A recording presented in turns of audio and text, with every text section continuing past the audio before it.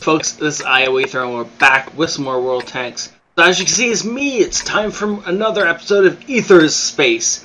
And yes, I'm fairly certain I'm going to stick with that name unless one of you is going to come up with some kind of epic name that's better than the suggestions at Battle, which have been pretty awesome, but not quite special enough. And they don't... I like Ether's Space. I like the play on words. Anyways,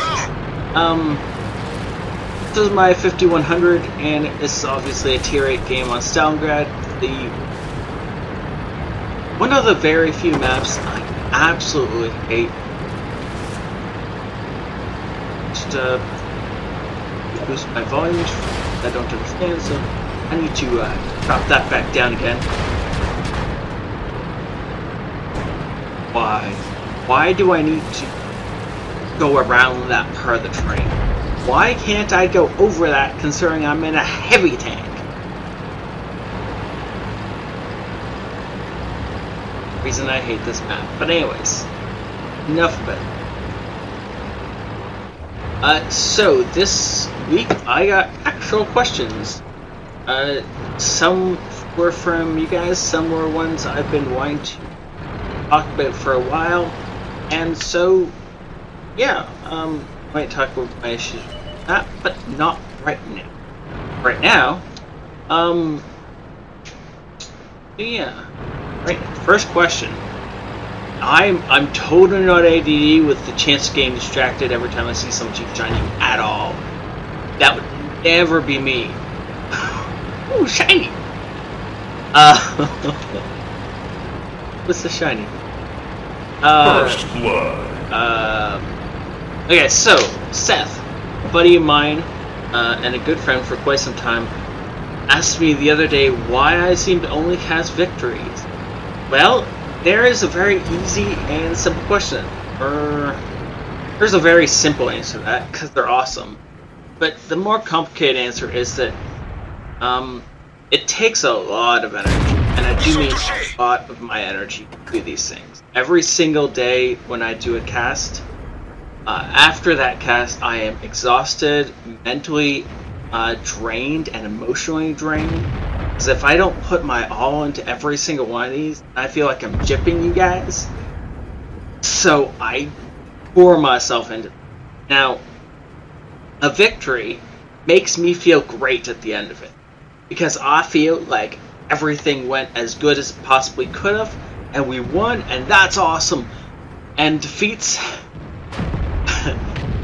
I feel drained enough as it is at the end of a victory, and I'm exhausted, and I just want to like sit down for a while and not have to worry about doing any more casting or anything like that.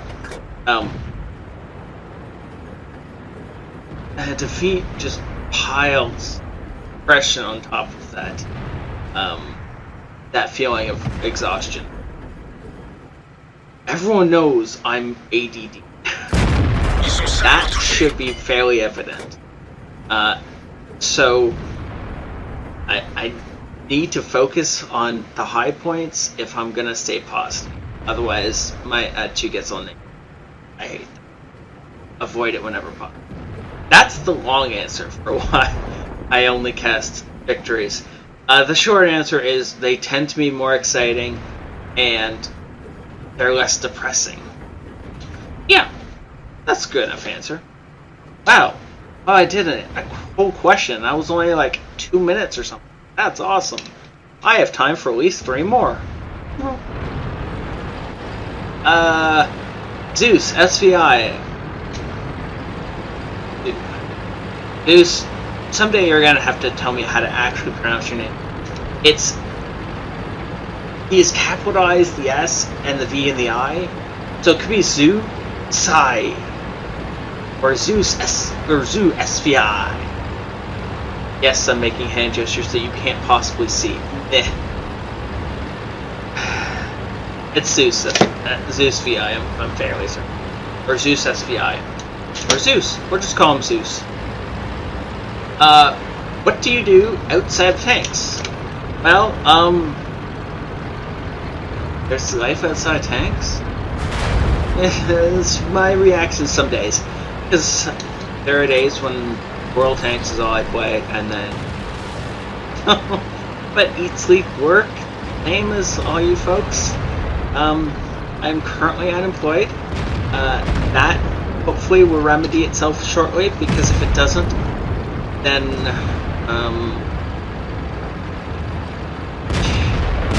food is like my lifeline. Other people have video games. I like sandwiches. A good sandwich will keep my vitality and emotional state really high for a long time.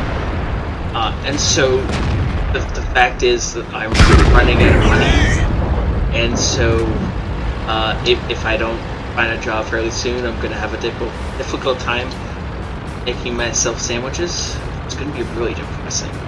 So that's my motivation is sandwiches. It sounds really weird, but it's true.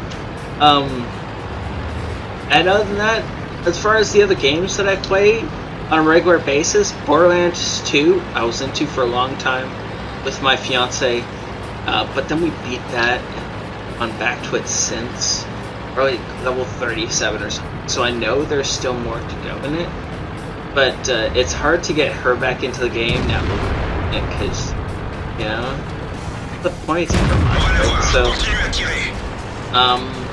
Civ 5, I'm getting back into again. I was addicted to it for a long time. What else do I play? League of Legends, I am pretty crap at League right now. They used to be pretty good, and I know a lot more about it than I actually use those battles. And I have just started getting back into this. I don't know if you can actually see my DS. I would take the game out, but it's actually currently on. Pokemon White is in there. And I found it the other day while cleaning and went, ooh, I can play this again! And now I am. So I've restarted from the beginning, and I'm like level 20s or something like that on my Pokemon. And I'll probably play it until I either forget about it again or get Considering my addiction with Pokemon in the past, I highly doubt I'm going to get bored of it. So we'll see where that goes. If you want to, I will tell you where I am in the game. Just ask me in the comments below. Wow, 2 questions, 1 video, or 1 battle. That's pretty awesome. I think at this pace. At 44. Aww. That's awesome. Anyways, so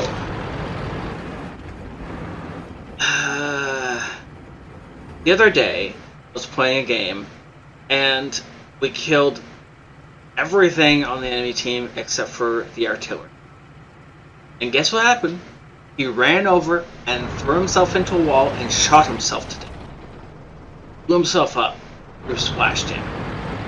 Though in the past week I've seen them jump off cliffs, I've seen them drown themselves.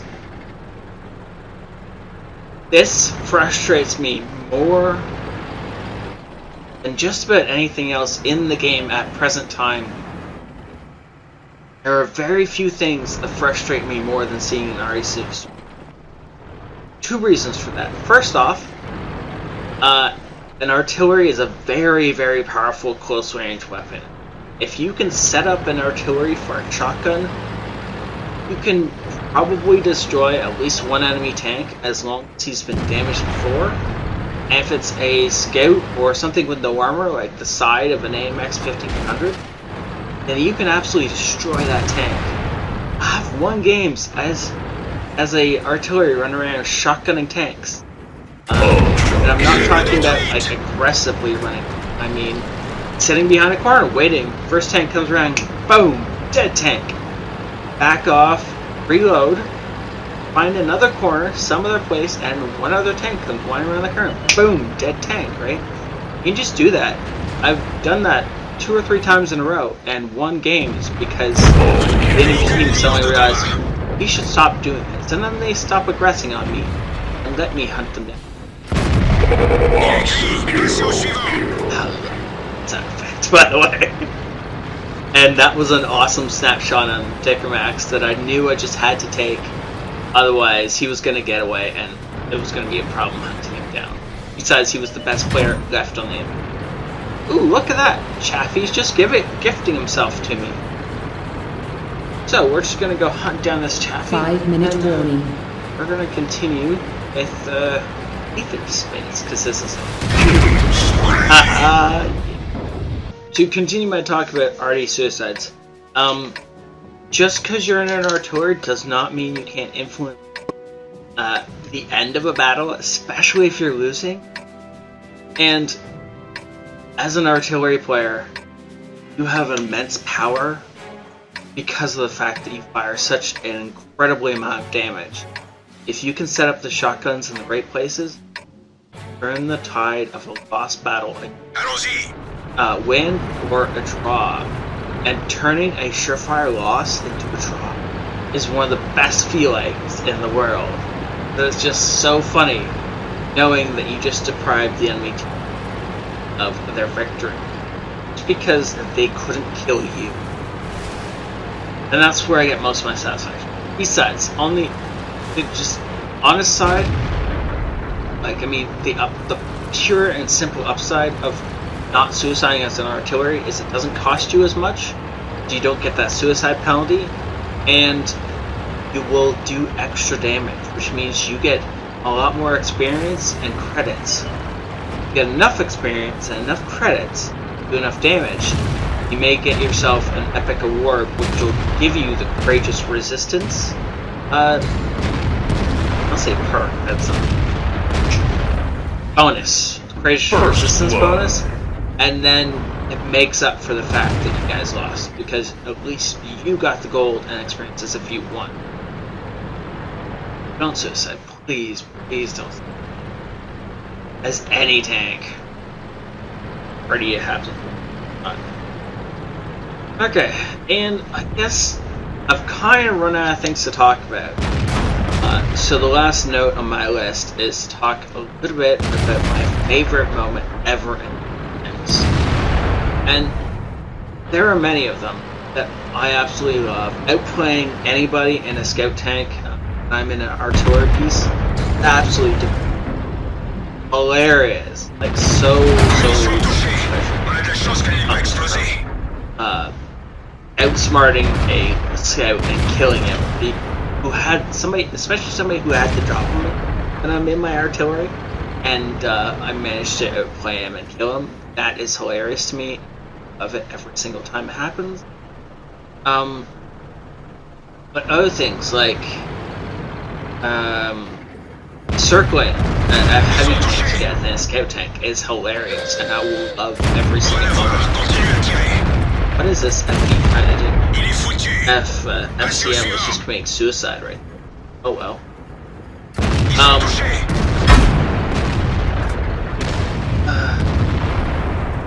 The moments. Don't have a whole lot of heavy or TD favorite moments stuck in my head. Not a medium so. But by far, my favorite moment ever in World of Tanks had to been in an ELC. And I swear I have footage somewhere, but I can't find it. And I will put it up on the channel, no doubt. It might actually be already on the channel. I just can't remember what I did last week. Never mind videos I have put up. So if any of you know if it's on the channel, please tell me. I would love to watch it again. But anyways, I was in the LC with a buddy of mine, Kitty Shank. I haven't talked to Kitty in probably about a year, so this is a long time ago. The two of us on the old Al Haluf jumped down into the fishbowl, found a Tiger tank down there. And it was probably a tier 7 game. He was top tier, top of the board, middle of that fishbowl, cut off, sorry, not quite the middle of the fishbowl, up towards the north side of the fishbowl was his side of the map. And we raced down into that fishbowl, dodged incoming shots, got to this tiger tank at 100% health. He then started trying to shoot us. Both tucked up right up against him, and then proceeded to kill him without taking too much damage. I think Kitty took one shot from this guy. The rest of it was a little bit of ramming damage as we worked our way around, but just absolutely obliterated this tiger in a matter of probably about a minute because of the amount of time it took us to reload. But he was cussing at us in chat. His team was surprised. Our team was shocked. And that is by far my favorite moment. My favorite moment in Bagged. It was just so much pleasure. And this is a close second. I was like 2 seconds away from them winning the game a couple of times, and then double kill and now they don't have any cap points anymore. And this was a mistake. I should have backed off at this point and reloaded, but instead I pressed the attack, which I really shouldn't have done. If I backed off and reloaded, this would have been much better. But of course I press the attack, and then I get into this position, and well, if I backed off, I might not have lived through it, but I would at least would have had a better chance. And then died, and it wouldn't have all fallen on Blue's shoulders, who unfortunately has an idiot for a teammate, so it's going to be fairly difficult. What to talk about?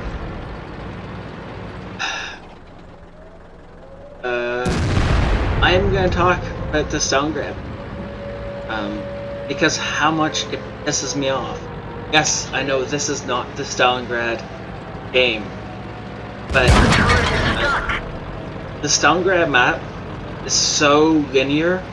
The fact is that, yes, it's Stalingrad.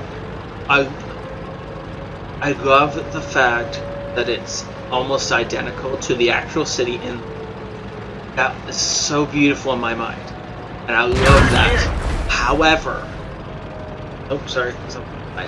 however, as much as I love that, it should be working now. The way World of Tanks, or way Wargaming implemented it in World of Tanks is horrendous. It is so obviously a console map that they ported to the PC. If they designed it for the PC, things like going over that terrain that I slammed into would be possible, but it's not. And yes, we're gonna lose this because our idiot on the map decided he didn't actually want to win. We can't rely on him. I'm not sure how he managed to do this, but it's actually kind of funny. If they want to make Stalingrad better, they need to take out the... I don't know, it's just... It feels too much like a console map right now. It's too linear. There are too many dead ends in weird places that you can technically get over, but not really. If they want to clean it up a little bit, I'd be fine for PC users. Or they could just leave it as a console map and forget about it. I wish they'd do the second. I wish they would leave it as a console map, because it's horrible as a PC map, and I absolutely hate it. Yeah, this is just a small problem we had in Minecraft, where a skeleton and a creeper apparently jumped in our flower bed. That's how I'm gonna wrap up this episode, so I don't end on a depressing note of a failed game. Instead, we end with a little bit of a chuckle, and keep your gardens clean, because otherwise you could end up with creepers and skeletons in them. Yeah.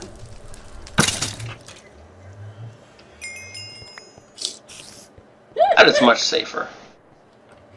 Yeah, I didn't realize that they would do that. So you know what happened, right? They spawned in the dirt. Thank you very much. This has been ioEther, and thank you all for all the wonderful support ioEther out.